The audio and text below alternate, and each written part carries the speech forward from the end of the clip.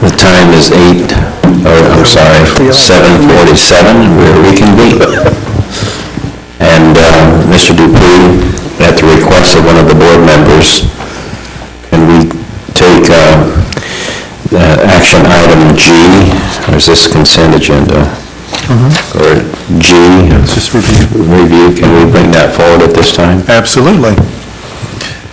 We'll ask Chris Bro, our audit partner with, what's the name of your firm now, Whitney Penn, to come and join us at the table. As you know, we've hired Whitney Penn to conduct our annual financial audit. They've completed that work, and on the 21st, they met with the audit committee of the board to review the audit report, and we have provided the board, and the entire board, a copy of that report. And tonight, Chris is going to go over a brief presentation, and then next week, this will be back on the agenda for the board's consideration and possible approval. Chris, go ahead. There you go. Get that working, all right. Thank you very much. My name is Chris Bro.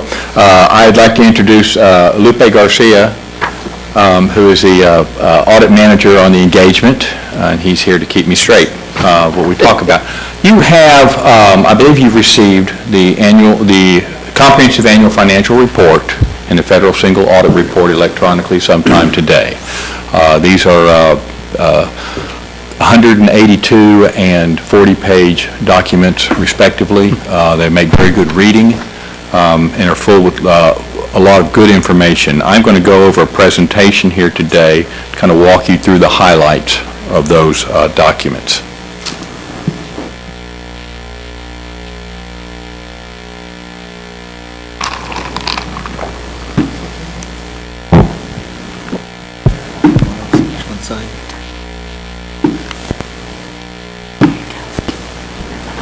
Aggie, a piece of electronics. All right, very good.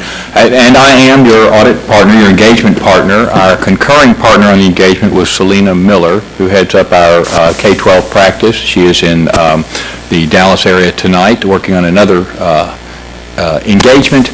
And then we have Mr. Lupe Garcia, who is our audit manager. Our approach, we have a team approach. We have all different levels, from engagement partner to the folks in the field, staff and seniors. We use a risk-based methodology in that we're looking in areas that we think there might be some issues, and we'll take a look at those. We take a look at the different programs, your internal controls and such, and we look for chinks in your armor, if you will, and go take a look at that. We have a lot of communication with the staff and the administration, both formally and informally. We have issued on page 1 of the Comprehensive Annual Financial Report, which is, by the way, your report. It is your job to put that report together. Our job is to express an opinion on those financial statements. We have issued an unmodified or clean opinion, which is the highest level of assurance we can give on financial statements. Our audit was conducted in accordance with governmental auditing standards. We start out here with a condensed statement of net position. Net position is a new term. We'll talk about that a little bit later. In the past, you've heard the term net assets. This is your statement of net position, which is your a look at where you stand on a government-wide basis. This is everything you own versus everything you owe. A comparison here between 2013 and 2012. Your current and other assets went from $380 million to $383 million, a slight increase. And your capital assets decreased from $969 million to $950 million, giving you total assets of $1.3 billion at the end of 2013. We had deferred outflows of resources of $14 million and $16 million at 2013 and 2012. That's a new term, but the numbers are the same. Those numbers refer to a deferred amount from refundings in prior years. Difference between the old debt taking off the books and new debt put on the books, and those amounts are amortized over the life of the shorter of the life of the old bonds or the new bonds. That was a little bit of accounting 305 for you. And I apologize for that. Current liabilities, your current liabilities increased from $78 million to $83 million, and your long-term liabilities, your bonds and such, dropped from $1 billion to $994 million.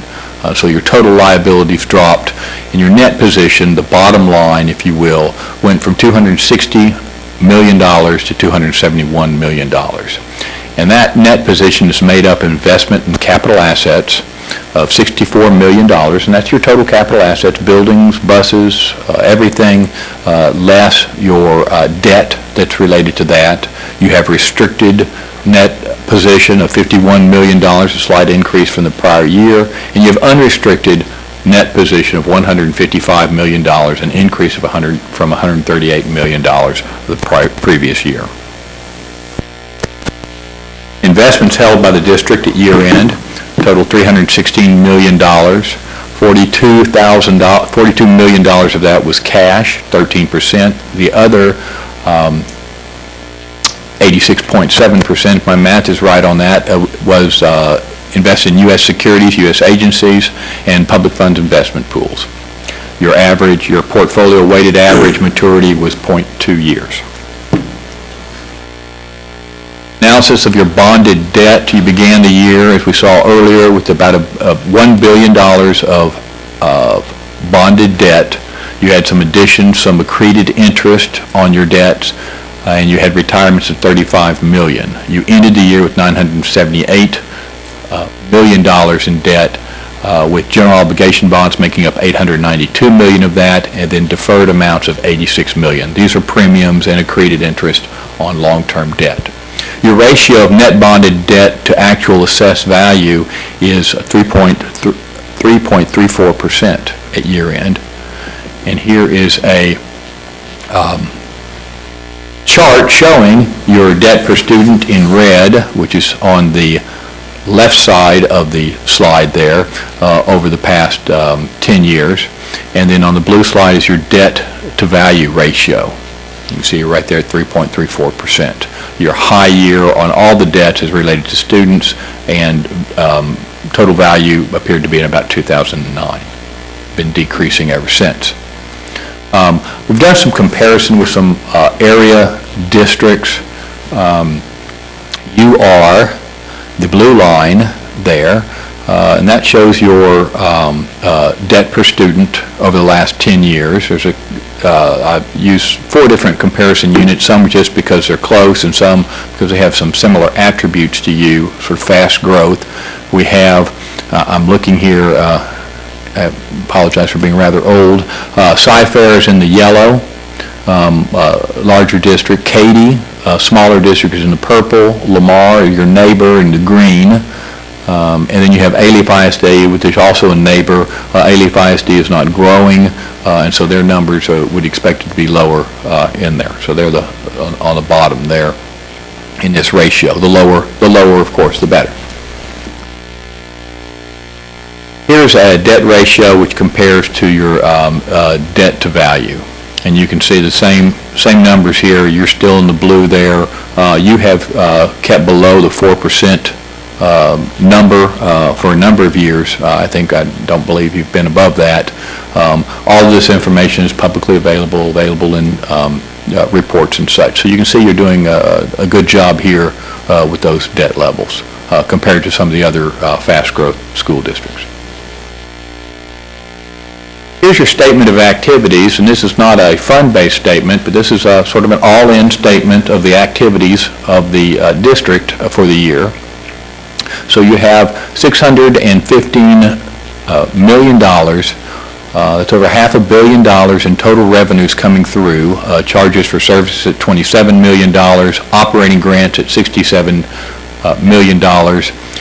Property, and those are primarily federal type grants. Property taxes of $324 million, and state and other grants of $195, and that's state aid, and then some other $851,000 that comes in there.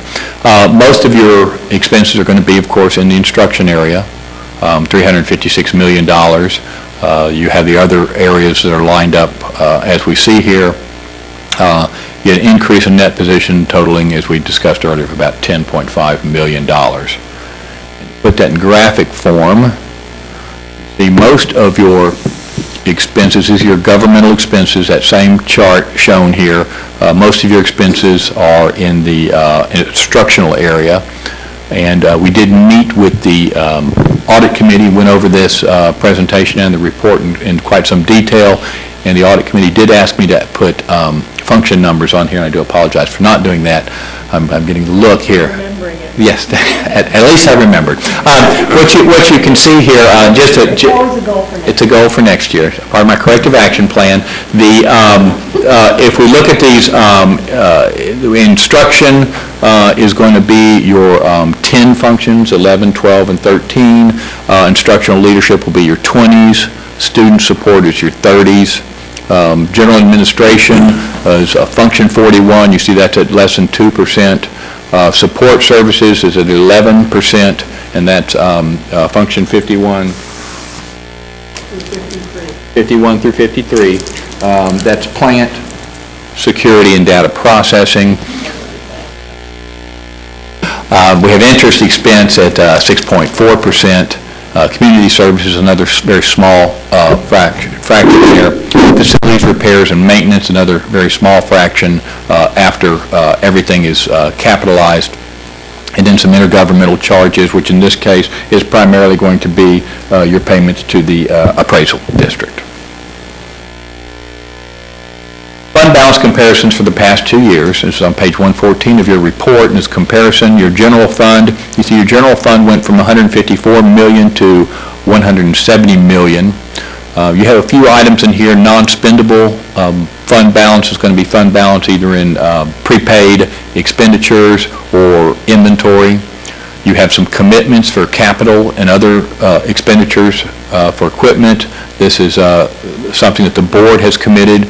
Self-insurance of $10 million, and that's making up essentially what you don't have in your benefits fund. You have it here, it's just not sitting in that fund over there. You have assigned fund balance of $13 million. So you have unassigned fund balance, which went from $124 million to $132 million. So an improvement, a gain there as well. In the other governmental funds, and that's the rest of the funds, you have, again, this non-spendable amount. Those amounts are more than likely going to be food service inventory that are in there. Your federal and state programs numbers is that $15.8 million is primarily your food service, if not all your food service, and $13.6 million was last year's food service. You've got a large food service fund balance in there.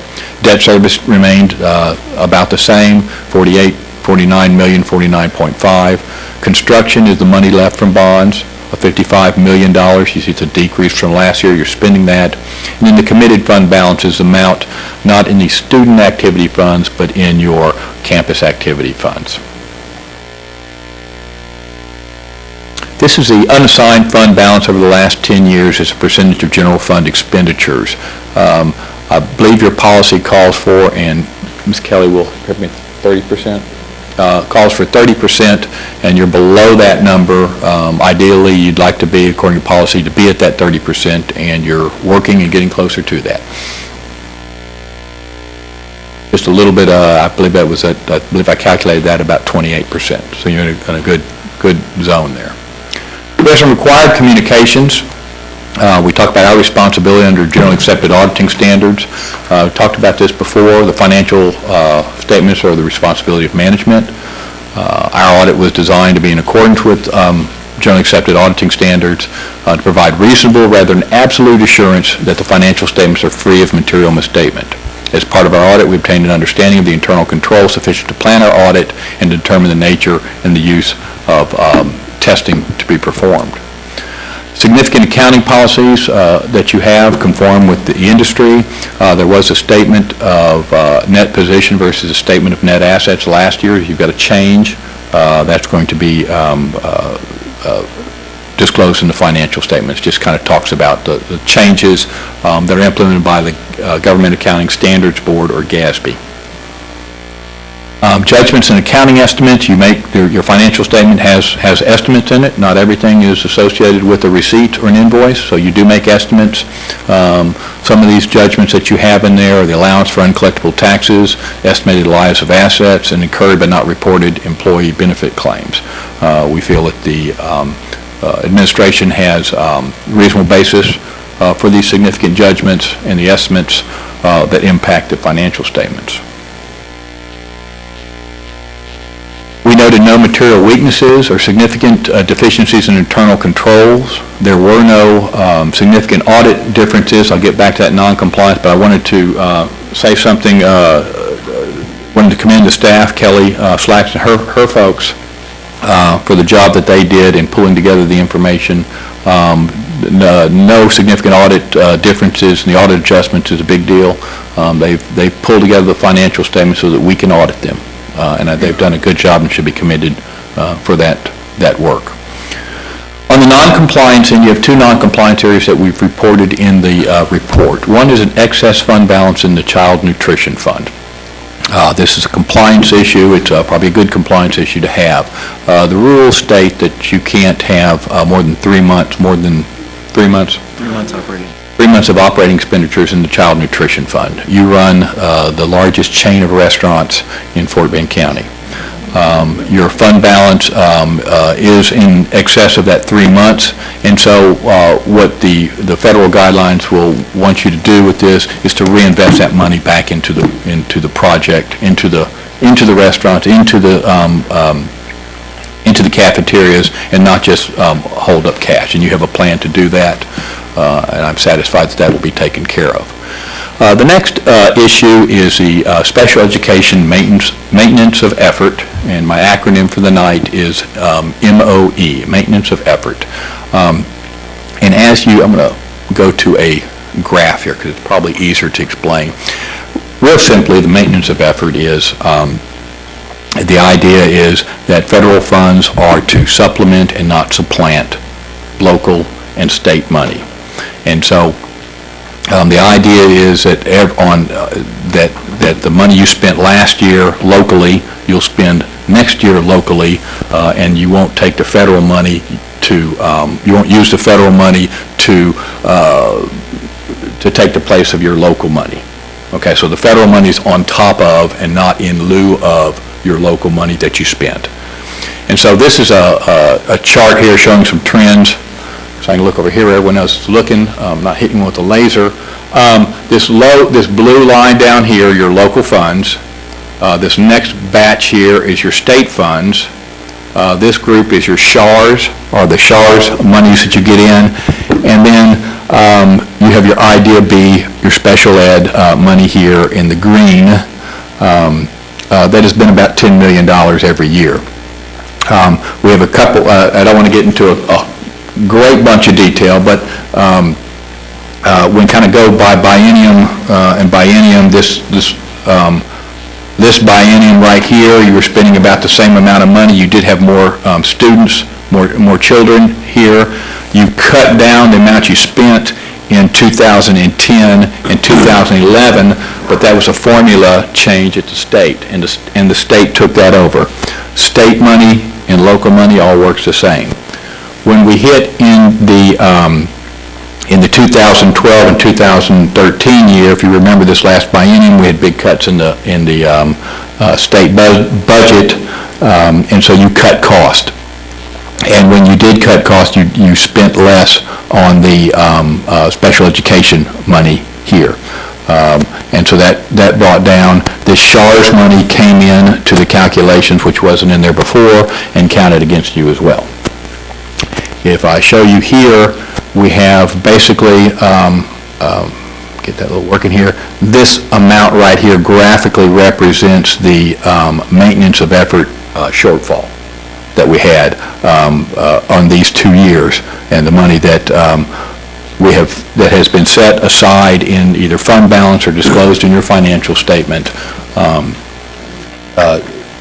should you be required to pay that back. And I say should you be required to pay that back because the state makes that calculation, and there has been the state was on track to make these calculations through 2013, and there was a letter received last week to all administrators saying, we're not going to calculate that anymore. We're going to start the calculation in 2014 and 15. So it's kind of up in the air whether you owe this money back. You have it set aside and disclosed should you need to pay that back.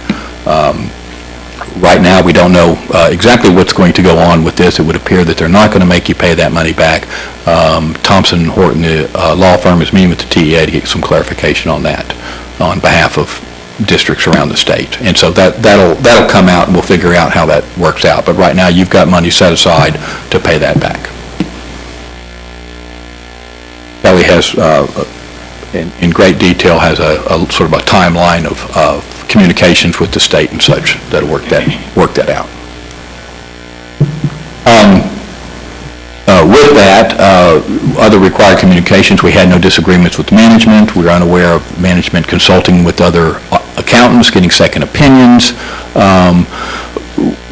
Discussions, we discuss accounting principles on a monthly, if not sometimes a daily basis. We don't believe any of these conversations were responsible or condition for our retention, and we encounter no significant difficulties in dealing with management performing the audit. Our main communication is going to be the reports you have in front of you, or you will have in front of you, the engagement letter and the management representation letter. There are no other written reports out there, and we confirm that we're independent with respect to the Fort Bend Independent School District. Another change going to be coming up in the next couple years, we think, with the fiscal year ending June 30th, 2015, and that's going to deal with the pension plans, the teacher retirement system, and how that's reported or reflected in your financial statements. The answer is that your portion of that plan will be reflected on the face of the government-wide financial statement, that statement in that position that I showed. Under the current standard, under the cost-sharing plan that it is, you're only disclosing in the back how much you're paying in each year. And that's in accordance with governmental auditing standards, that's in accordance with government, generally accepted accounting principles, excuse me. There could be, and still working with the state on what the state's going to say is their side of it, their portion of it, and what is the side of the districts. That's up in the air right now, but that's moving forward. To expect some changes in your financial statements moving forward on that. That's as clear as I can get at this point without knowing what responsibility the state will take. With that, I'd be happy to answer any questions that you might have. Thank you, Mr. Rowe. Do we have any questions for Mr. Rowe?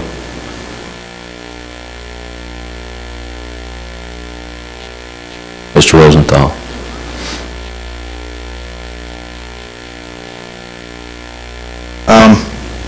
Why did our bond expenses go up about $1 million this year versus last year?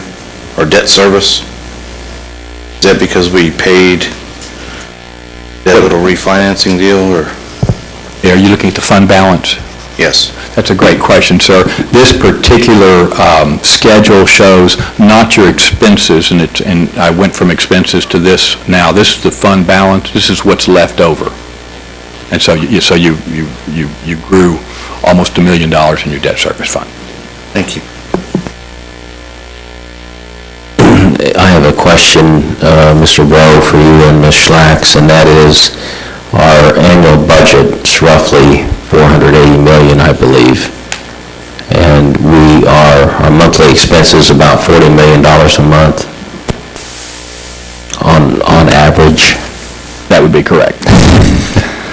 So with the $132 million unassigned fund balance, that's a little over 3 months of operating funds. Is that correct? Yes. And then our 30%, our board goal is to have, we're at 28%, we're trying to pump that up to 30%. Okay. And, but that's good, that fund balance has increased from last year, and that's with all the set-asides and the allocations for equipment and everything else, and this shortfall that we may or may not have to pay back. That is correct. That is correct. Your fund balance, I hear people talk about fund balance as being a savings account. It's really not. It's your checking account. Mm-hmm. That's your working capital to run the district. Okay. And I would just like to clarify one thing. Currently, there's $6 million assigned fund balance for the MOE noncompliance, which would get us current through 12. even though we may not owe it back, there's another 4.8 that would be owed for 13. We have not assigned that yet, but we're not going to come back to the board and ask you to assign that because we don't know if we're going to truly owe it or not. So that would come out of the unassigned fund balance if we did need to do that. Okay. We're living dangerously. Any other questions? Thank you very much, Mr. Bro. Thank you. And Mr. Dupree, I'll let you get us back on track. All right. Well, we had to go through all of it anyway, so. Although I do believe it's best to let auditors sit as long as they can into the board meeting. We appreciate the opportunity. All right, what we'll go through now is the remainder of the agenda, which is going to be a review of next week's action agenda. So item number 5 is a review of the board minutes from 7 meetings beginning all through October. That's a lot of meetings that the board has had in October. Is there any feedback, questions, possible changes to the minutes on that item 5A?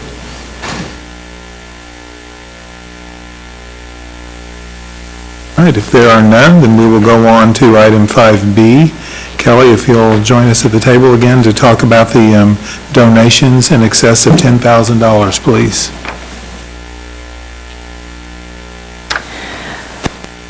We have cash donations. Sienna Crossing PTO is going to donate $35,102 for the purchase of iPads and iPads carts for the school. And Jen Schiff Elementary PTA is going to donate $54,242 for iPads, carts, and wireless access points. And we have non-cash donations from Quail Valley Elementary PTO for 3 smartboards with wireless connection and installation. And Scanlon Oaks PTO Wi-Fi installation valued at $15,540. Questions? I have a question, and that is, and maybe I should direct this to Mr. Dupree, but why are our individual campuses, PTO organizations, having to contribute money to install wireless connectivity in those campuses? Well, at this point, they're choosing to do so because it's a priority for that principal and that often the parents to do so. We are talking to the principals and encouraging them to maybe reserve some of that right now because we're putting a plan together to roll wireless throughout the whole district because we believe that's important. Of course, that will be prioritized among many other technology needs along with all other needs organizationally. So I think some principals are choosing to go ahead and expend the money that's been fundraised by their parents to do that. And because we didn't feel like it was appropriate to just say, no, you can't do it at this point.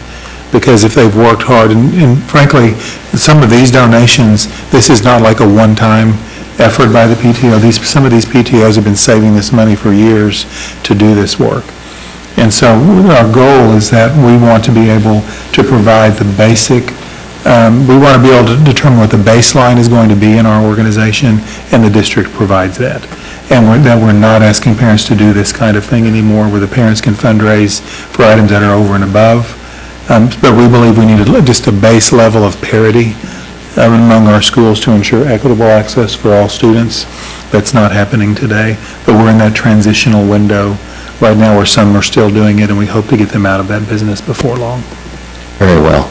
If I may add something, but if they do elect to go on and provide their own wireless access, we do provide them with the type of access points, so that way it'll be compatible with our network in the future.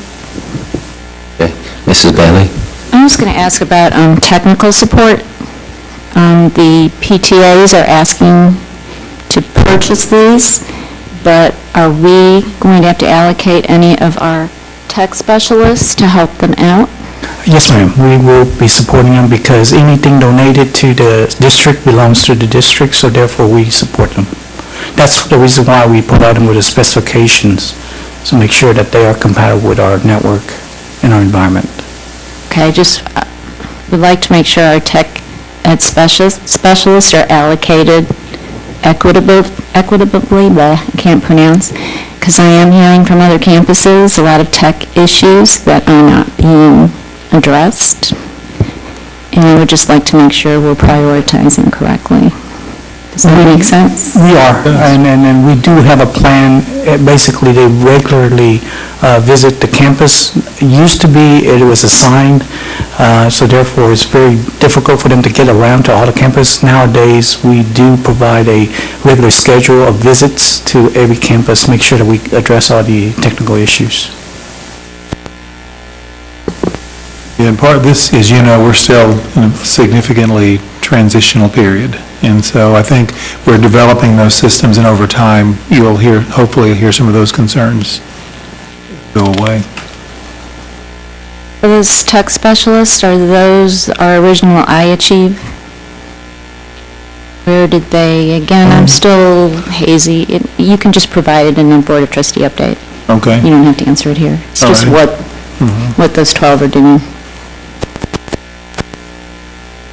Any other questions or comments? Okay, thank you. All right. And then on to item 5C, it's review the purchases exceeding $50,000. Michelle?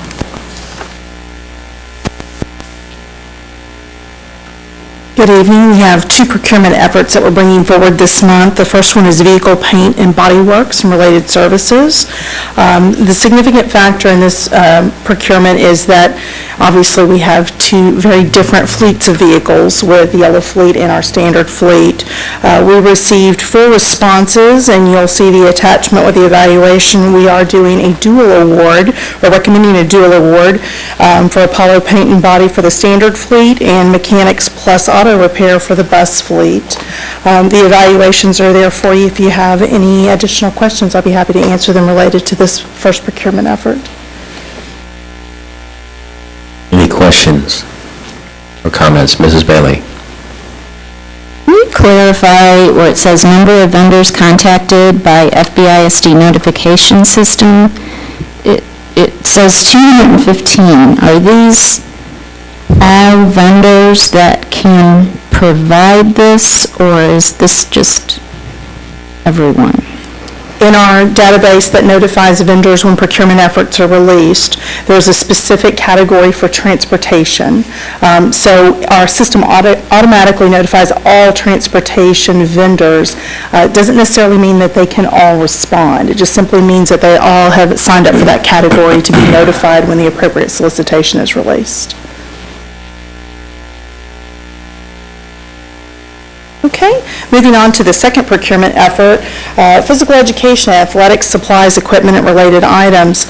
This is a catalog procurement. This will allow the campuses to procure items for physical education classroom items such as hula hoops, jump ropes, things for basic phys ed curriculum. We did receive a number of submissions on this. It came in at 47 submissions. The evaluation committee, which was made up of athletic staff and coaches from across the district, refined this list down to a top 20 list. They based their findings primarily on the availability of items specifically for the phys ed classrooms, the purchase price discounts that were offered by the vendor, and the ability or ease of ability to acquire the goods and services that they needed for these classrooms. One note is that this does not include UIL sanctioned sports. So we have separate bids for fall sports, spring sports, for training programs. This simply is for the physical education curriculum component. Any questions? I think Mr. O'Neill could let the board have about 7 hula hoops for team building. I think we can arrange that very easily. Michelle, I have just one question. Yes. Is there just one vendor selected? I see you have yellowed up about 20 there. Are we going to contract all 20? Is that what we're going to do? We're recommending approval for all 20. They offer a variety of products and price structures. So it allows the campuses to work within their budget. Some of these vendors we already have on our automatic procurement checkout system through our PeopleSoft financials. Okay, thank you. Thank you very much. All right. Next item is 5D, related to new and revised courses for high school and middle school for the 14-15 school year. Susan Boydakis, our Director of Curriculum is going to share information about this item. While she's getting settled, I'll just start us off. Every fall brings the opportunity to look at courses that you're offering. This year brings a little extra excitement because of House Bill 5 and some of the courses that we now need to offer that we have not previously done so. So with that, Susan and her team have been very busy. They have quite a great process, really, of soliciting from teachers and getting input from principals. And so she'll be sharing with you, I know you've seen the list of courses, but she can give you all the information that you ever wanted to know and more about the courses that we plan to try to offer our students this year. Thank you, Dr. Whitbeck. Good evening, everybody. I do want to reiterate that this is an annual process, and the step that we're at now is a culmination of several steps that have brought courses to the table from campus staff and other personnel in the district. The process does originate in our EG local policy, and late in the spring each year, we send out new course and course change proposal opportunities for teachers and staff members to consider. And so teachers often submit courses, and we take it through a process that includes vetting by the principals at the middle and high schools. From there, it goes on to our Academic Advisory Council, and then it is brought forward to the board, any courses that have been recommended all the way to this level. And so that's where we are tonight. The list that you have does include both high school and middle school course offerings that have been suggested. We have a total of 20 courses. Of the 20 that you see here, the first 8 were directly proposed by campus staff members as either course changes due to lengthening a course or changes brought about by other programs even outside of our district, in this case the College Board. We also have a series of courses that we are proposing to help us be ready for the House Bill 5 endorsement picture that is evolving.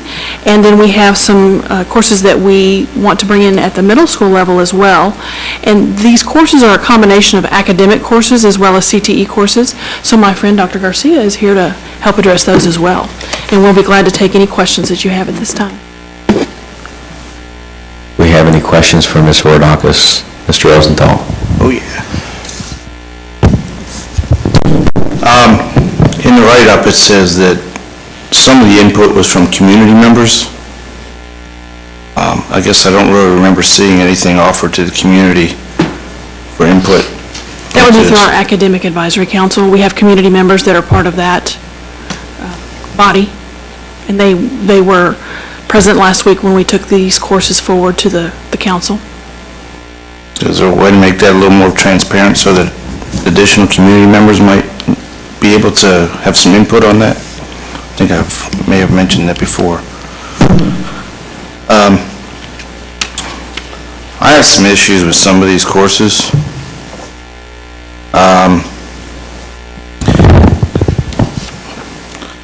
I guess the general question is has curriculum been written for these things, or these are just kind of the general outlines or goals? At this point, we do not have district curriculum. These courses carry state standards and program standards along with them, but we do not have district curriculum written. Our goal right now is to put these into our course catalog, which would make them available for campuses to offer in programs that they want to build later on down the road. If campuses choose to make them a part of their course offerings, then we will work with the campuses. We'll take the lead on developing curriculum and recognizing resources and acquiring and providing those as well. Could you provide the, what did you say, the state? State and program standards. Okay. The TEKS, for Right. example. Could you provide those for some of these courses? Yes. Because I would like to see those before I'm asked to approve it. Okay. I guess, for example,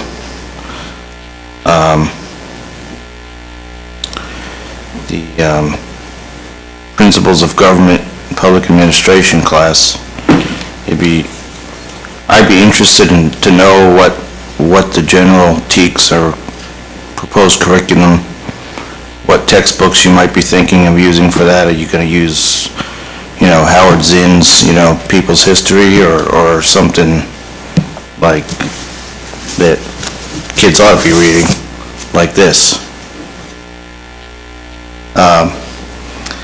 The other two I have some problems with are questions about is the energy and environment class. The flight and space part sounds great, but the first part sounds like it's going to be just more and more of the global warming hysteria that I think our kids are already getting enough of. So that's another reason I would like to see the TEKS, and any of your thoughts on that? That's under Project Lead the Way, and Project Lead the Way does have curriculum.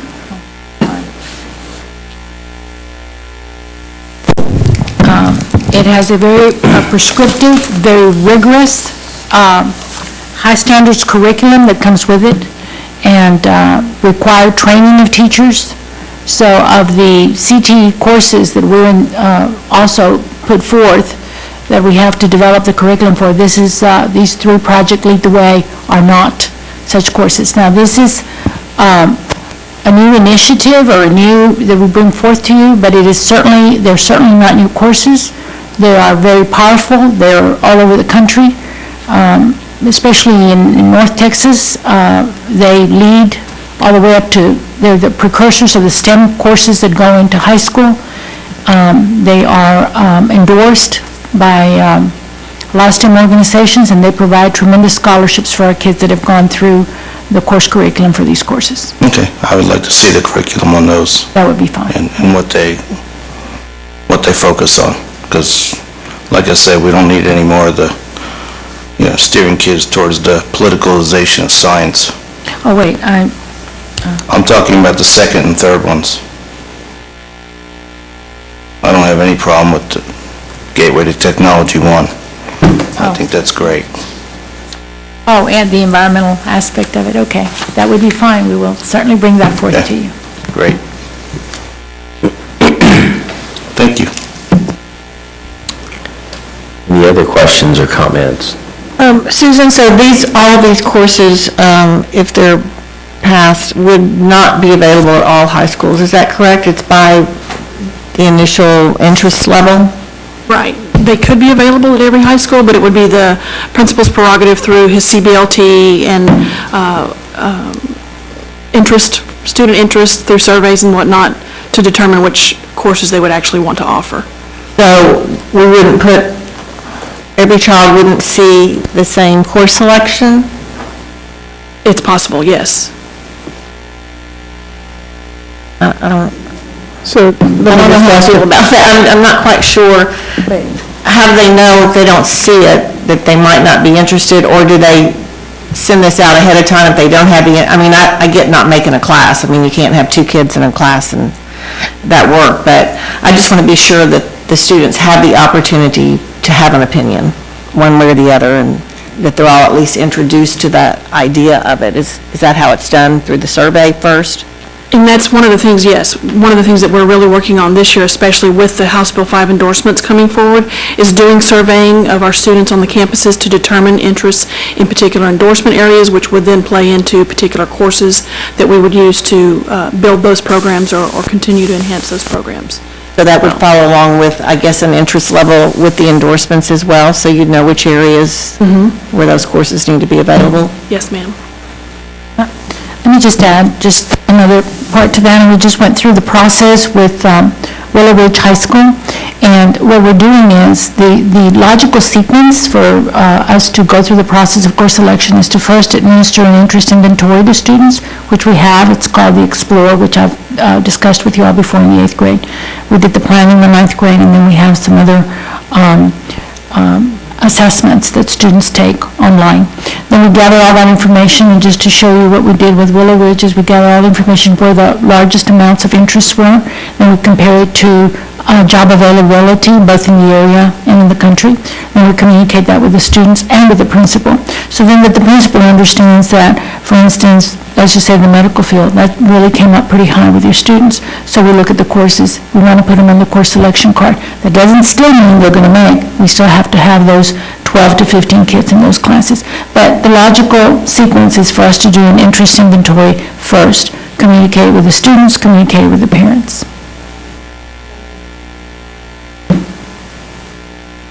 Mrs. James?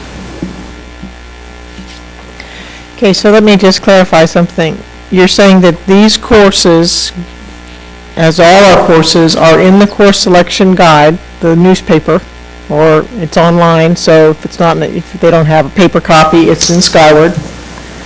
And then the students and their parents together select the courses, but they don't necessarily do it from the full range available, only from ones that are highlighted or something for their own campus? Is that how it works? Once we've gone through some of the processes like Dr. Garcia described in terms of the interest inventories, and principals have made decisions based on not only the student interest that might be there, but also programmatic areas that they already have developed, and looking at staffing in terms of what teacher qualifications and that would be necessary and what teachers that they already have, there would be some decisions that would be made at the campus level.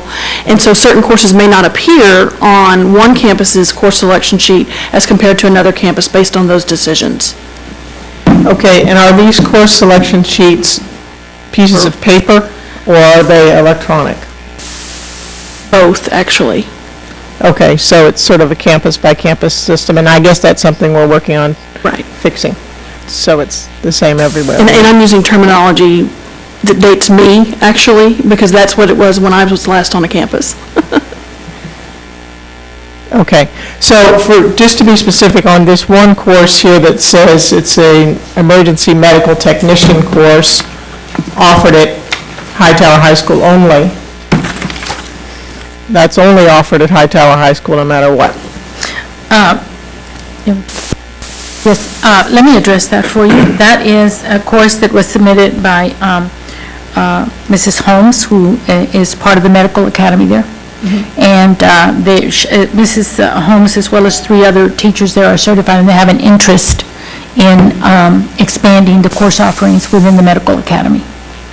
That can be a course that we could easily offer, say at Kempner, where we also have a pretty robust program. However, their medical courses are taking slightly a different direction. If you notice, the first 2 principles of health science honors, both of those courses that we're recommending we make honors. We've got an agreement with the University of Houston in Victoria. We'll be the first school district in the state to actually have dual credit with a 4-year institution.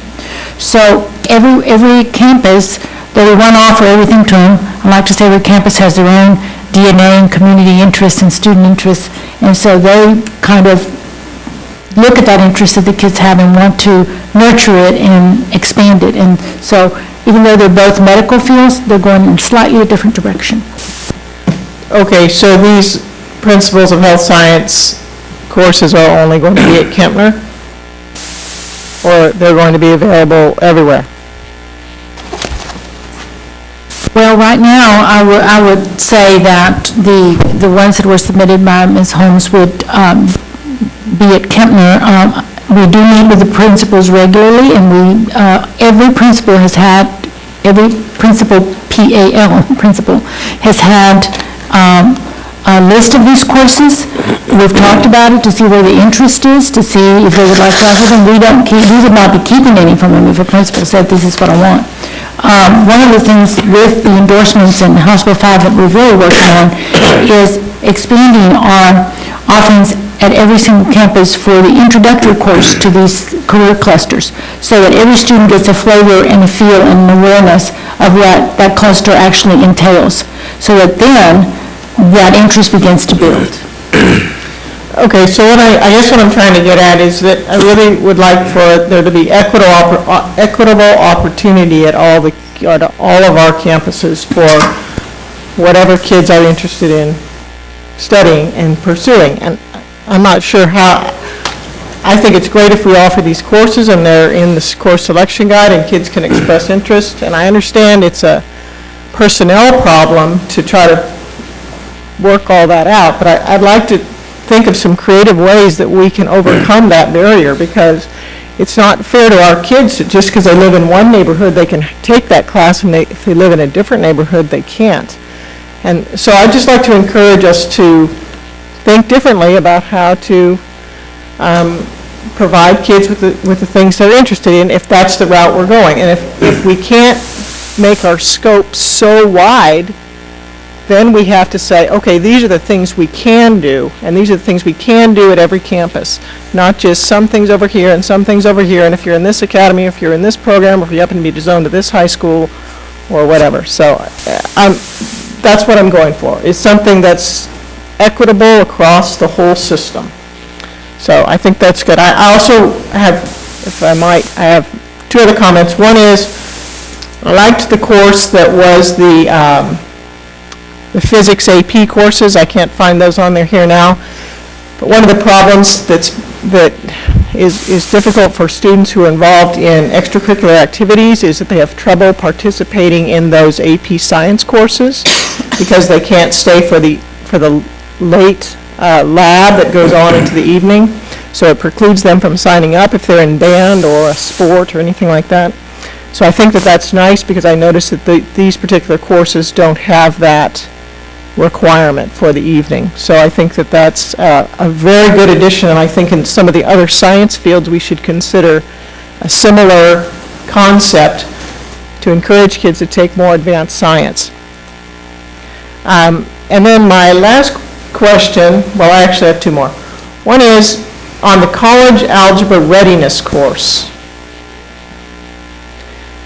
Is this a course for students who have taken algebra already but need remedial help in algebra? Or is it like Algebra 1B? Or I'm trying to understand what that is. If a student takes algebra, they pass it, they should be competent in algebra, but they're not? Or maybe someone could explain that. These two, both the college algebra and the college prep ELA, are placeholder courses for right now, if you will. They are a direct result of requirements that are coming to us from House Bill 5, which stipulate that students who do not reach a certain college readiness level after either an EOC or a designated college placement test, they will be put into these as seniors, not after Algebra 1. So this is not related to Algebra 1. It's more along the lines of college algebra, Algebra 2. Okay. And essentially what it is, and I think I was referencing it last month when I was talking to you a little bit about House Bill 5, the colleges and the legislature are pushing down those remedial courses that a lot of kids have to go to entering freshmen at the college level. They're basically bringing those down to the senior level, and that's what these two courses will be. We are charged with working with an institution of higher education to develop these courses, and again, we're still waiting on some direct guidelines from the state about some of the parameters of these courses, and that's why you don't see an exact title, but we're placing these here to position ourselves to be able to put these into our catalog and begin offering them for next year's seniors. These are senior level courses. So this is the kind of thing that HCC and Wharton in our area are already offering when they get kids that aren't ready for college level math. These classes already exist at those junior colleges. Yes, and what we have to do is take those courses and actually align them with our high school level standards, the essential knowledge and skills. Basically what we already do with some of our dual credit College Now courses, where they actually capture the objectives from the college level and the high school level and blend them together. We will need to do that. And so these courses, depending on the final agreements that we are able to work out, could be dual credit courses. Okay. And they would count as the fourth year advanced level for ELA and algebra. So they won't be a penalty really in any way to students. They'll meet their graduation requirements. They'll position them to be able to fulfill those requirements, but they are meeting the standard for kids who are struggling in ELA and math with regard to college readiness. Okay, thank you. And then at one time, my last question is with regard to the middle school courses. We had talked about a career pathways course. I think you talked about that last month. Is that something that already exists, or is that still to be developed? I didn't see it on this list, so I wasn't certain about that. We already have a similar course in our course catalog, so we did need to bring it forward. Again, these are all courses that have been approved at the state level, but we just haven't been carrying them in the Fort Bend ISD catalog. So for us to even consider offering them through surveys and the course selection process, we have to first get them in our catalog, and that's essentially what we're doing with this process. Okay, and sorry, one more question. Is the project Lead the Way, is that like a package or like a national program or something like that? I'm not familiar with what Project Lead the Way is. Yes, it is. It is a very, like I said, rigorous and strong curriculum, and it is sort of the precursor, prepares kids who would like to go into the STEM areas, when the science, the math, and engineering in high school, but it used to be just in high school, but now they've got curriculum for middle school to prepare them to be better prepared for the courses in the high school. Our plan is we're trying to be strategic to begin to build it at the grassroots level, so that we just don't offer it just anywhere and see if it makes, but rather work at it, offer it in middle schools, their feeder high schools, build the capacity, bring it to scale, like you were saying, at every other campus. I'm going to add in on Project Lead the Way. That happens to be curriculum and courses that I'm very familiar with as a junior high principal and as a high school principal. Outstanding.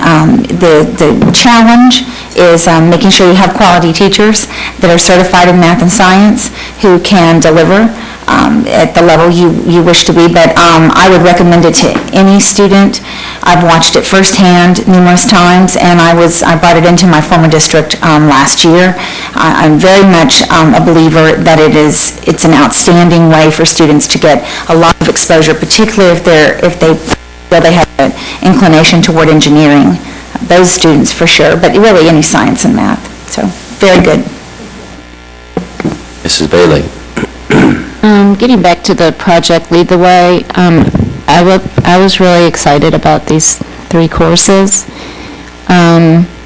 If we go ahead and approve this and they go into the course catalog, we know that students are going to be selecting their courses for 7th and 8th grade in around March, is that right?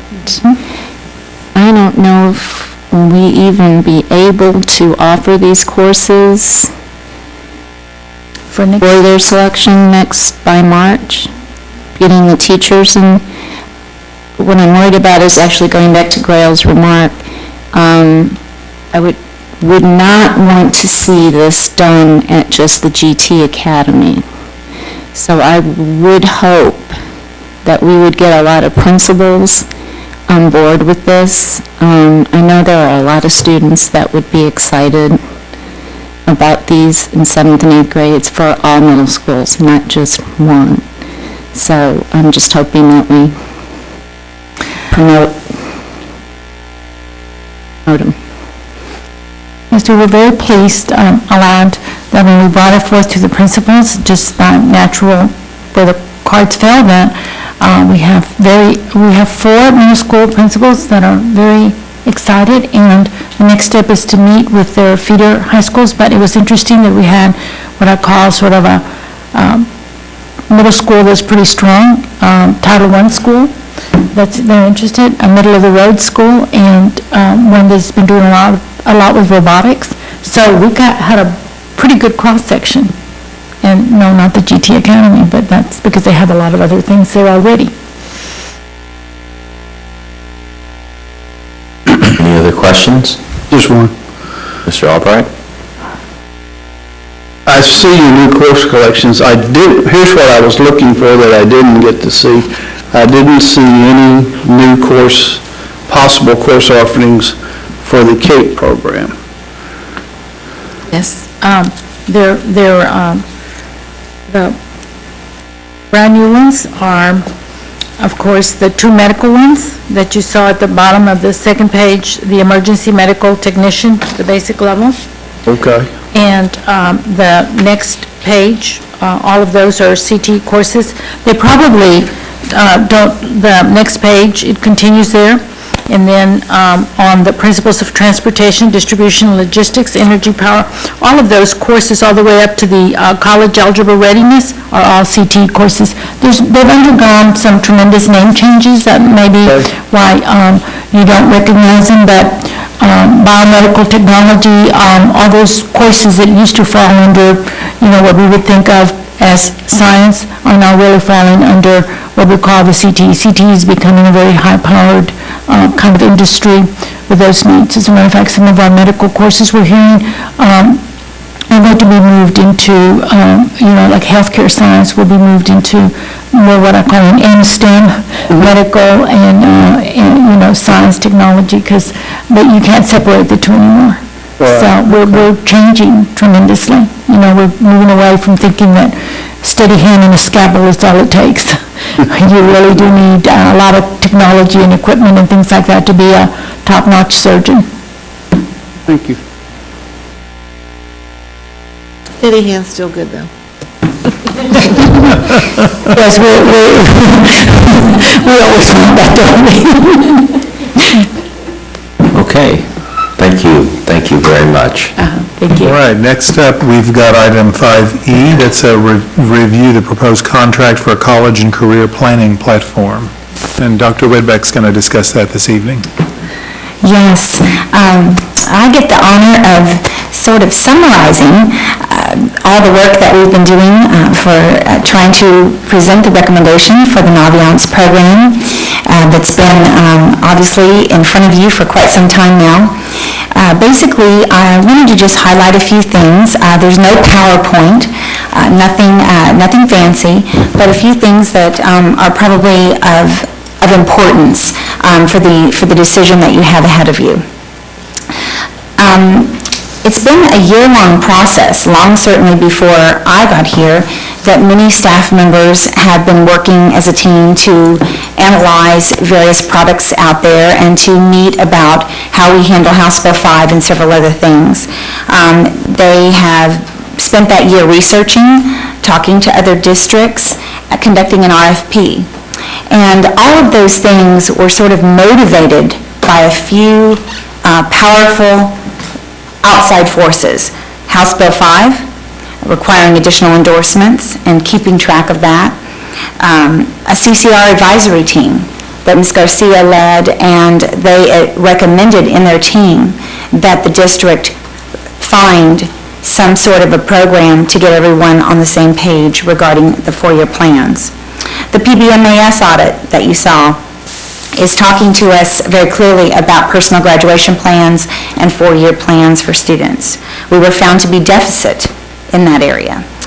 Curriculum audit findings, and if you remember the curriculum audit and some of the findings, it talked about the role of the counselors and that our district needed to really look at that. And are we effectively utilizing our counselors in the right ways in our schools?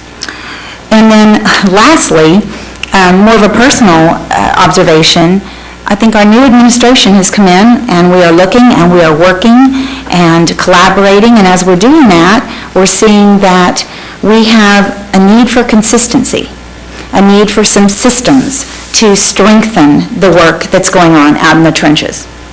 So those are some of the motivators for why this has all come to be. But this year, I want to start by saying that in the last several months, there's just been a tremendous amount of collaboration. And I really want to thank Mr. Pham's team and Lisa Mirza and Ms. Garcia and Ginger, Susan. I mean, it's been a great collaboration between technology and curriculum instruction. And that's good no matter what happens, because we need to be dialoguing about what's really going on out there. But to recap, you had a presentation by Ms. Garcia October 7th. October 22nd, we invited the vendor to the annex, and a few of you came, and we appreciate that greatly. But we also had some counselors there, some staff, and we were able to get feedback and to see some of the product more firsthand. But in the last several months, we've also provided you with a timeline for implementation, answers to a lot of different questions, kind of a Q&A. We summarized it recently. And we've given you a list from Mr. Pham's department about who in technology would help with implementation and would assist with monitoring. And we know that that's been a concern. But so those are things that I think some of the background. But prior to opening it up for questions, which we certainly want to do, I want to give you perhaps maybe a bit of a personal perspective. We are recommending this because we feel that we need a tool to develop the 4 to 6 year plans, starting in the middle school, to map out where the children need to be in order to meet their goals. And that is the number one reason. We know that it can track our student courses, and it can give us a lot of information, parents and students, about colleges, about applications, about, the competitiveness for several of those areas, and just a plethora of information. So we believe that that whole career pathway, college application process can be smooth for our constituents as well.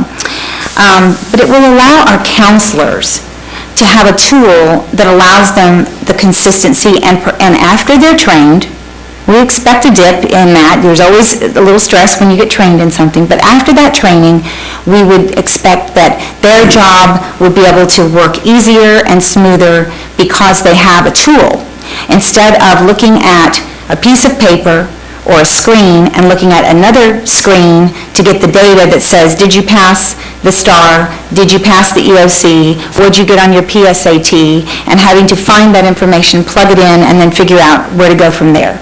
So we think that there's a definite ease for staff that will come from this, instead of looking in multiple sources. But at the same time, I think that we want to be very clear that we do not in any way misrepresent what this is and what this is not. So, Naviance is not a student information system. It's not. We knew that, we've always known that, but it is not. Skyward hosts our pre-kindergarten through 12th grade. It hosts our discipline, our grades, it hosts attendance. It will continue to do all that, and it's working for us. Even though you may hear certain complaints, bottom line, there's complaints about all of them, no matter what systems they are. So that part is working. We will continue to use Skyward to develop our master schedules, for example. That is the tool that's being used, and that would continue. And a lot of the student-related business, that there's a lot more than just what I've named. That will continue. But Skyward data uploads into Naviance, so that when those plans are being developed, the adult has that information about that child, their age, their records, their test scores. They have it right there at their fingertips. And that's the beauty of it. And so our goal, as Mr. Pham's group and we have worked together, is to hopefully get everything into the family access point, so that will be the place where our families will learn to go. They can go there and check grades and things like that through Skyward. They can go there and get onto Naviance and look at the 4-year plans. They can look at colleges and things of that nature. So our goal is to have a kind of a place that they'll know to go, but they will go to 2 different places within that spot. I hope I said that right, because he can chime in later because he's the tech guy. So we would call it that go-to that our community would begin to get used to. But we also want to be honest, too, that we know, and after we've spoken with district after district after district, anytime you bring in something, there's always a learning curve for the adults. Adults have a harder time learning anything, usually, than the kids. So we know that they'll have to learn, but once they do, we feel confident that they will feel as though they've saved time and that they're working smarter. And so, there's a need to be real. This morning, and I think this happened actually the last time we had a board meeting, I had also a conference call with TEA. Well, this morning we had a lengthy conference call with TEA, and one of the things that the monitor said, she said, where are you all with those 4-year plans? So we answered, and we are prepared to do paper pencil and to go back and if that's what we need to do, because we know we're obligated by this mandate that we must do something. We did say that we have before our board an electronic system, and we're hoping that that works, but if not, we're prepared that we will meet that mandate no matter what. So there is, I would call it a critical crossroad, where I see that we are, with how we want to be in our culture and how we wish to be in terms of a systemic approach to the way we operate, the way we do business. And so I leave you kind of with that. I want to thank you for your patience as we've tried to gather answers and make sure that we've done our homework. We're all here as a team to be able to answer anything that you would have that's still on your mind that maybe we haven't answered. But we do appreciate you, and we're here for further clarification. Thank you, Dr. Whitbeck. Do we have questions for Dr. Whitbeck? I have a question. Mrs. James? There's an acronym that I don't know what it is. It's EASTR. I keep thinking Easter, but I don't, I'm pretty sure that's not what it is. It is pronounced Easter. I'm sure it's pronounced Easter, but it's It is a department within technology. It is headed up by Lisa Mirza, and it's basically responsible for all of our student information system. And right now, I'm still trying to learn the acronym. I do various enterprise application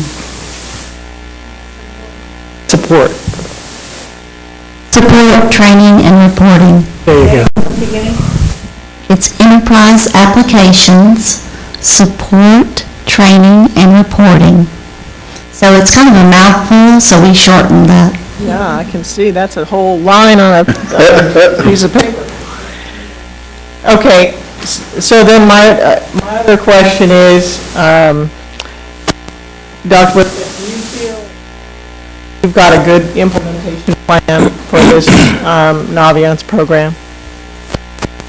Well, as a team, we talked about, the elephant. We often talk about biting the elephant, and our plan is to really start with middle school and to begin where we can get our hands on it and start with those current 8th graders, and also with some newer computers for those counselors and registrars that Mr. Pham is working on, and then to begin in summer to train high school adults. So I guess I would say, yes, we've outlined it, and we are not going so fast, but honestly, we're not waiting 2 years either. So I think we've got a good, happy median. And do you feel confident about your plan? Do I personally? Or does your team? I want to have some confidence. See the heads? Okay, and Mr. Pham, how do you feel? I am very confident that we can carry this through to its fruition. Excellent. And I usually don't say that. This is a tough board, Well, I just want to have some confidence that we're going to spend our money wisely and that we're going to be able to do what we say we're going to do. And if we don't think we can, then we should stop right now and figure out how to do it. And if you guys feel like we can do it, then I'm on board. But I don't want to waste money. I don't want to buy something and put it in the closet. One of the best things that we have done so far is we have done a lot of lessons learned from other districts that have the same type of set of environments we do. So we do have a list of lesson learns that basically how to implement, what traps and pitfalls that we need to avoid. And they're about the same. A lot of pre-planning, and that's, if you cut me out, I'm pretty much a project manager inside, and basically 60 to 70% is planning. And if you fail to plan, you plan to fail. That's exactly right. Mrs. Bailey? I just want to clarify, this is obviously, it looks like a renewal of $141,000 a year once we get all the upfront costs. Just for the benefit of the public to know that, this cost is over a 5-year period. And on the first year for the $201,000, is that including our technology, the computers and I can't remember. No, it doesn't, because the technology computers, that's something that we're having to, we have the inventory that we're trying to distribute back out. But that's just our first year upfront implementation. And then after that, it goes down to $141,000. This is straight to Hobson. Just for that product, okay. I just wanted to make that clear. Right. Project manager. Right. Anyway, I want to thank you for all the great work you have all done in answering and being patient with all of our questions. You've all been really great, so thanks. Mr. Rosenthal? Yeah, I would like to echo that. Especially after the report we got a couple months ago. We're just, need to be cautious with what we're doing here. Can somebody just explain, I'm just looking at the scope and sequences. And under the academic where it has, say, 9th grade, academic goal setting, okay, I could guess, what's total reader? And it's got update course plan, prep me, then learning style inventory. What are some of those things? What page are you on? Yes.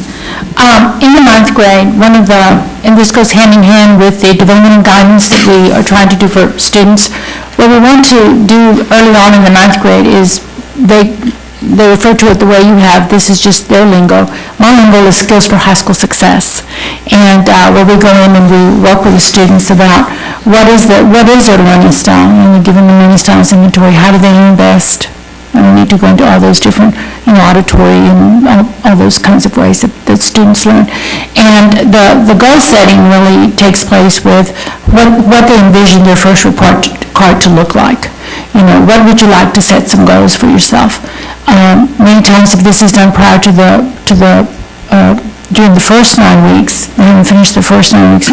I like to do it after the first 9 weeks is ended, because we tell them those grades are permanent, they can't be changed. But what can be changed is the second 9 weeks. So the goal setting part of it is for them to envision what kind of grades they'd like to make the second 9 weeks. Then we take it a step further to get them to do their own GPA for the first semester. First 9 weeks, the second 9 weeks, what might that look like? And then even carry it further to the end of the year. They fill in the gaps, being very reasonable about, if you have a 60 right now, you can't say my goal is to make 100, But what are the realistic goals? We talk about the goal setting lessons, the realistic goals, and when they talk about total reader, they give us the actual free, learning styles inventory. They also give us the total reader. If we wish to use it, we have some other options for a reading assessment that measures their reading levels on Beck-Siles. But that would be what would be setting the stage with our 9th graders. But that would also begin early on in the middle school grades. Are these like exercises and things that they do on their own, or? And no, it's guided by a counselor in the classroom. And then when do we think, if this gets approved on Monday, when do we think this stuff will be in-house and we can all kind of see what it looks like, or the counselors can see what it looks like? I'll let technology speak to that. One of the things that Dr. Whitbeck was talking about, though, I will say this, is that even though we begin with the 8th graders, there are a lot of free tools that are immediately available to every parent and every student. And the way we plan to kind of conquer and divide that is to use our college career readiness advisors, because they're already doing a lot of this work through My Future and through all different sources. Success, March to Success is another website, and everybody's using something different depending on what college career readiness advisor feels more comfortable with. So this would kind of bring us all together to using the same tools and implementing those that we can do right away without, that don't require a lot of training. So But the 8th grade, Yeah, so if you take a look at the blue timeline, that's correct. That should tell you pretty much hopefully by January is when we start training the counselor and the CCR advisors, basically for the 8th graders. And then as you move to February,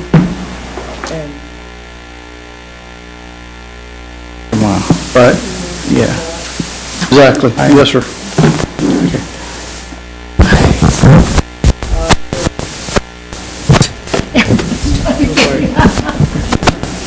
So the February-March timeframe is when we get the 4-year plan for the 8th grader student in with the middle school, and then, of course, with the help of the high school's counselor as well.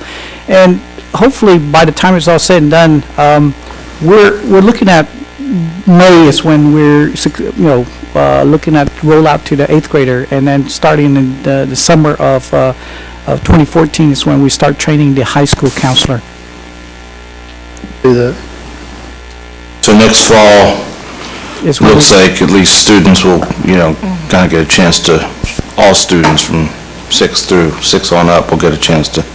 That's correct. That's correct. And then in the May timeframe, or actually during the spring, like I said, there are tools that are available for seniors to take advantage of. So it doesn't need any, I guess, configuration or anything on our part. They can just go in and basically use them. So, of course, these are high level. We won't know exact timeline until we actually sit down with the Naviance and actually plan. And take a look, have them take a look at our environment and see exactly what we have and don't have and what we need. And so that could better refine our analysis and planning stage. So is there a chance that they may come back and say, you need this, $500,000 piece of software? No. Or hardware? No, sir. Okay. Because this is a hosted solution, so. Okay. Thanks. Any other questions or comments? Yes. Mr. Albright? Couple of things. One, I'd just like to thank you for making this timeline and help me see how you were going to do what you were going to do. The second is, I'd just like to point out that there is points within this timeline that provide that you're going to report back to the board on your progress. And I think the board members, and not just speaking for myself, but I don't think I'm just speaking for myself, that we really like to see those timelines for that hold true. We will. Absolutely. Dr. Whitbeck,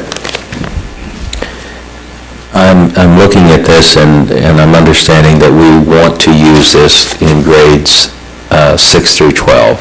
Is that right? And so do we have approximately 33,000 students in grades 6 through 12? I don't know how many it is really, but I'm just guessing. Okay. So this will be used to track the graduation plan for over 30,000 students. Eventually. 40,000. Close to 40,000. Eventually, yeah. And, well, when you say, what do you mean eventually? You're going to roll it out, and how long will it take to get up to 40,000 students? Well, A year, 2 years? no, we hope to have this, as Mr. Long said, the fall of next year, every counselor will know how to use it. And so we will be, our sixth graders will be working with it in the fall, the spring of next year, yes. Well, how long will it take before we've got 40,000 student graduation plans loaded in it? What do you think, winter next year, spring? After they've had time, and they've been trained, and they have time to slowly go through their caseload? About 18 months. Yes, For sure. yes. 18 months. Okay, thank you. And then, Mr. Pham, I heard you say that there are tools available now that parents can use to begin to plan. You're saying the parents can begin to use to plan? No, I was referring to the seniors. They can go in there and start looking at the different type of career paths that they have and things that the school board, that usually they can find on the school board, are available to them. College board? College board, College board. yes. I'm sorry. Yes. Yeah.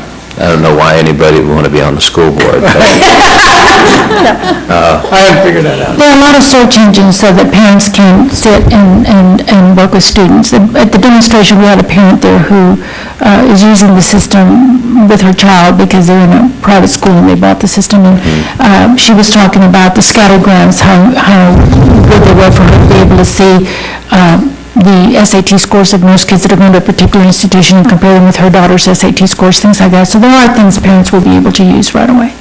Thank you. So, Mr. Pham, these tools that you spoke of, they're just investigative tools for seniors to look at. It's not that they're going to be creating any kind of data entry for themselves. It's just the seniors will be. Basically, Okay. that's a Okay.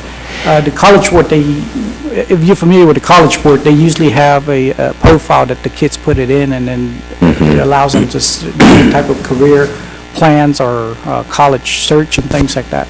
This is a similar thing that we have. All right.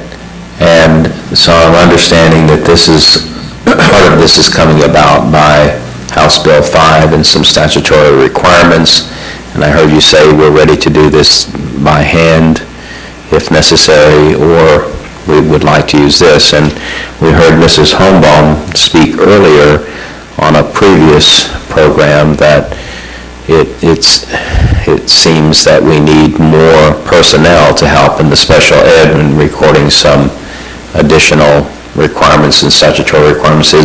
Will this software help relieve some of the administrative burden on our district by putting it in this program? I think that it will help counselors to do what they have to do no matter what, even if we give them paper, and they have to go search for the data and merge to make decisions. But I do want, as I said, I do know that anytime you train people on a new thing, it doesn't matter what it is, you're going to have a little bit of a learning curve there. And so I would expect that you might hear about that, because as we spoke with other districts, in fact, my previous district, and everything's going great, but the key thing said was it all has to do with the counselor and how adept they are at being able to learn and get with it and learn it, and I think that's normal. And so I expect that we would see great gains as time will go on.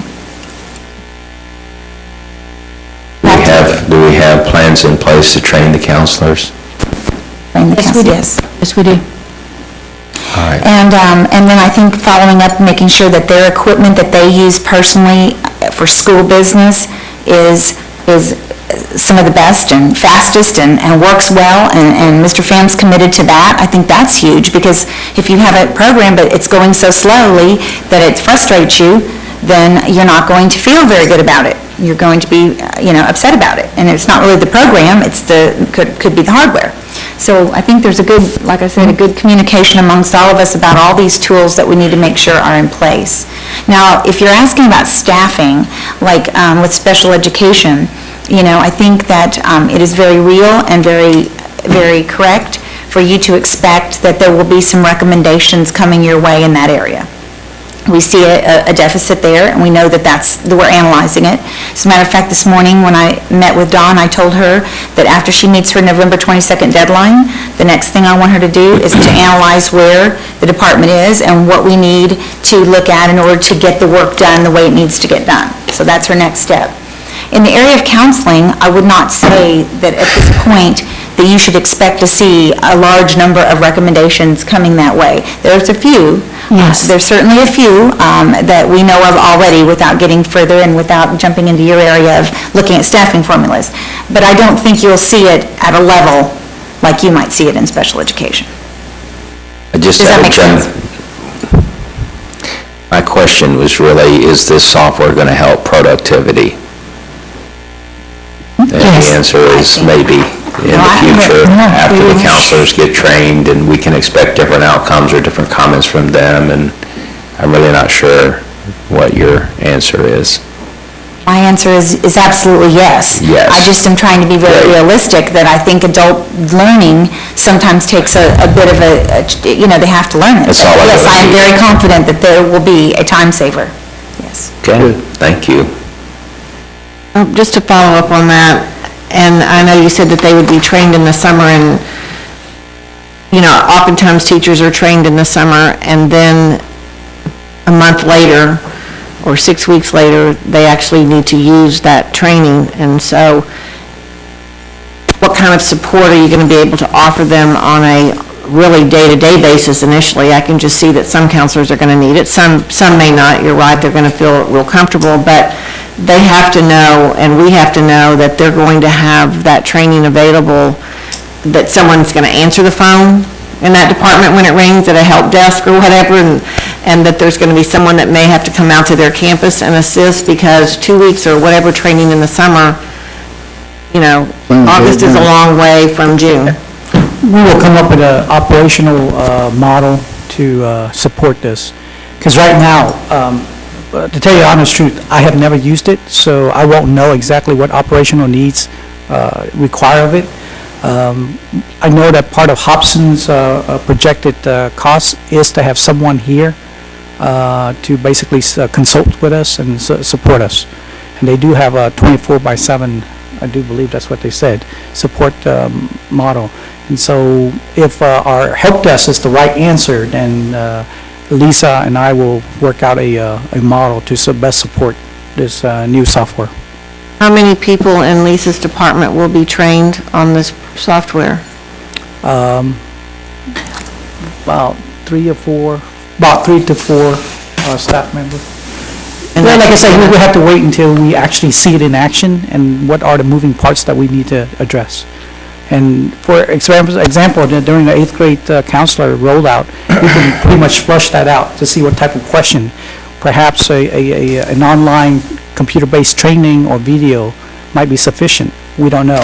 We have some feedback and some lesson learned from the other district that basically is very helpful as well. And they indicated that train the trainer is probably one of the best method, but the other thing is that train them often. That's what one of the things that they indicated to us as well. And just like our students, our teachers all have different learning styles too, That's right. so some may be able to use an online video and some are going to need someone Right. next to And it's a them. different type of methodology. I'm sorry, hold on, back into that. We just now election for replacing Jill Anderson. I think you remember she was over the secondary counselors. We were waiting for the best candidate that we could get.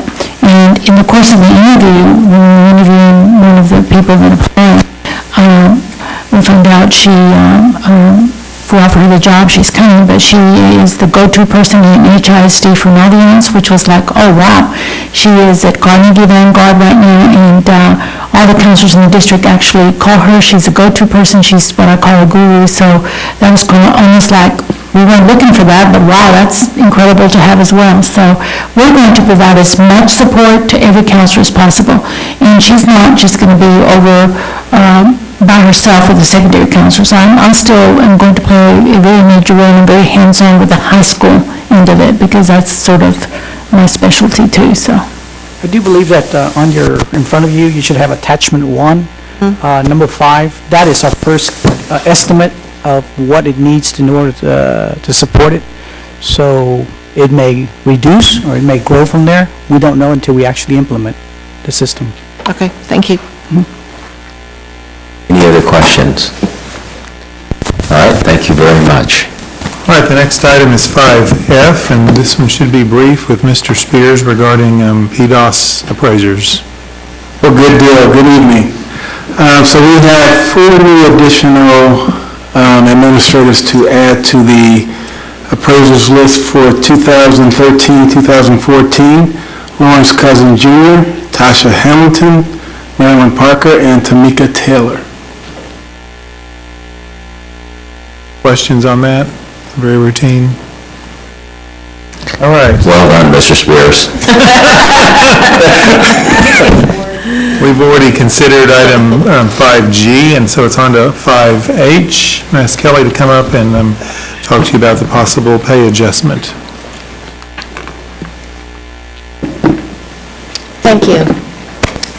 The board approved the original fiscal year 13-14 budget and an amendment in July, which provided for a 3% raise for employees that were not at the maximum in their pay grade.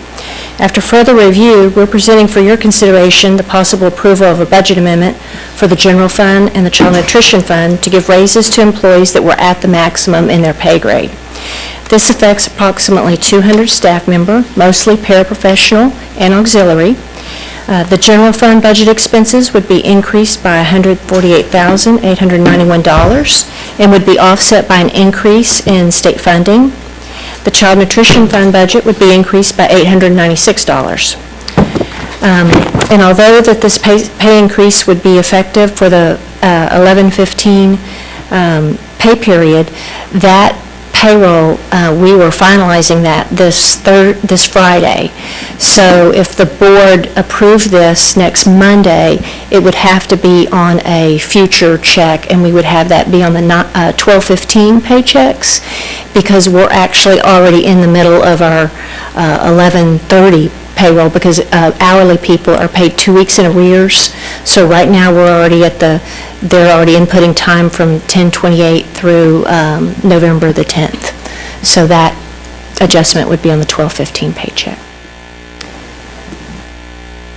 Any questions?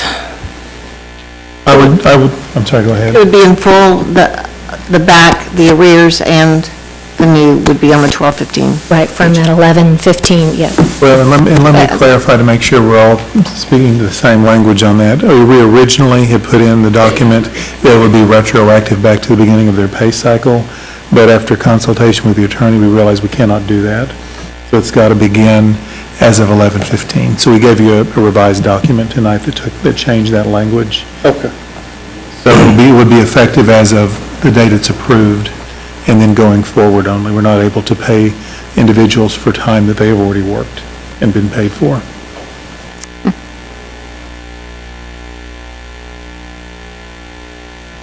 I just want to thank Mr. Dupree for doing this and going out and doing these for this employees, especially transportation. I've heard a lot from them, so I think that they're going to be very excited.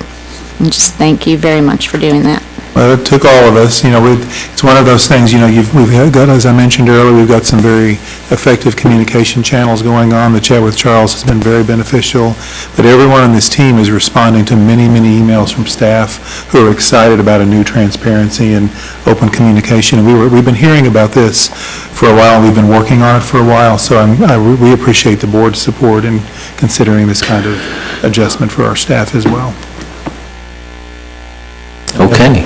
One more comment. Mr. Albright. I'd just like to thank you for giving the paras a raise. Since we have mail clerks that make more money than our paraprofessionals, I just really, and they're in our classroom assisting, teaching our children, and I just want to say it's a much needed, much appreciated thing. Okay. Thank you, Ms. Slacks. Next up is item 5I, and this has to do with architectural services. Max? Good evening. Tonight I'm here to talk about consideration for hiring an architect for design services to upgrade 4 high school cafeterias, those being Clements, Elkins, Kempner, and Willow Ridge, from their original configurations to more of a food court concept. That concept being a sort of a colorful, attractive area to serve the food. The goals of the project are to increase the number of serving lines, thereby increasing the amount of food we can offer, and also get the students through the lines faster. We did receive TDA approval for this project on October 22nd. And I have a note here that we submit it to TDA based on an estimate, so there is an amendment process if we don't hit the mark exactly. The purchasing department put out an RFQ, and we received 11 responses to that RFQ. It's on page 88, who all replied. We are going to recommend SHW Group for this work at a fee of 6.5%.